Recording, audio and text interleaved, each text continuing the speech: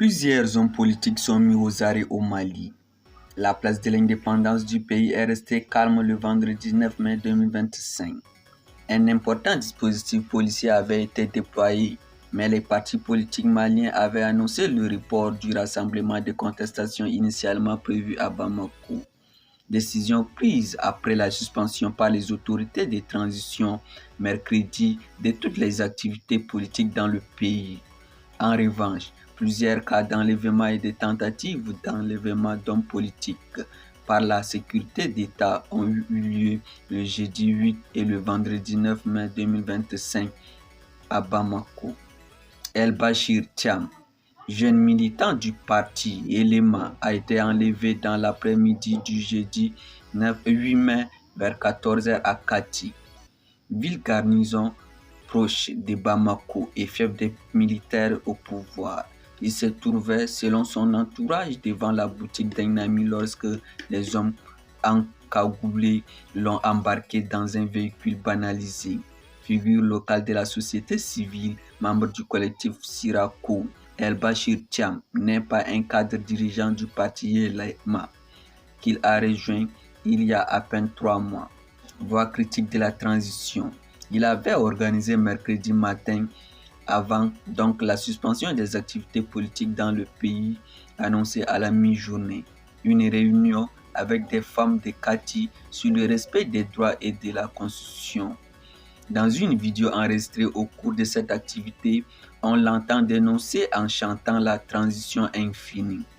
Quelques heures plus tard, vers 19h, c'est Alassane Abba, secrétaire général du parti CODEM et vice-président de la coalition d'opposition Jiguia Cura Espérance Nouvelle, qui a été enlevé à son domicile Bamakoua, dans le quartier de Bako d'Ikoroni, Assi.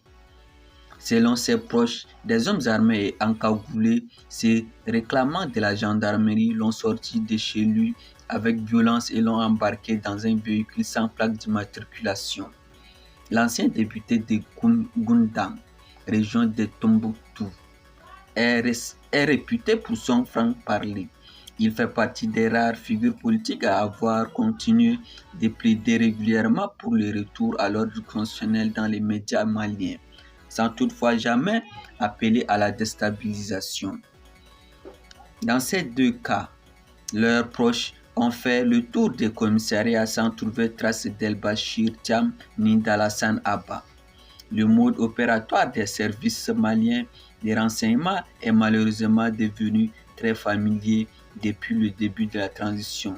Ils sont à la sécurité d'État, confirme à RFI une source sécuritaire malienne, c'est-à-dire dans des lieux de détention secrets.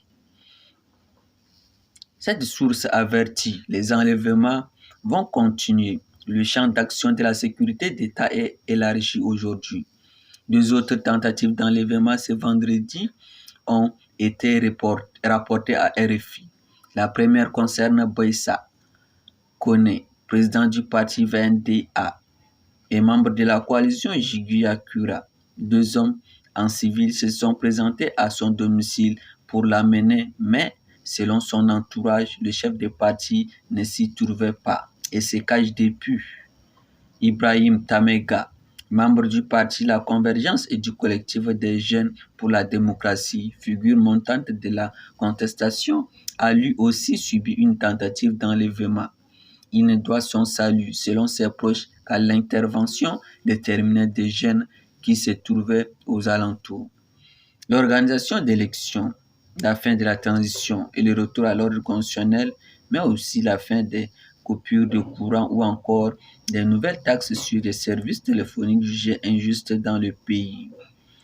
La centaine de partis politiques qui appelaient les Maliens à se mobiliser ont dû se résoudre à reporter l'événement à une très prochaine date afin de préserver leurs militants de tout risque de représailles de la part des forces de l'ordre ou de soutien des autorités de transition, dont des membres du CNT qui appelaient ouvertement à la violence. Dans un communiqué diffusé jeudi 8 mai L'Ordre des avocats du Mali appelle au respect de l'état de droit et au respect scrupuleux des libertés individuelles et collectives constitutionnellement reconnues et protégées dans le pays. Eh bien, mesdames et messieurs, merci d'avoir suivi cette information.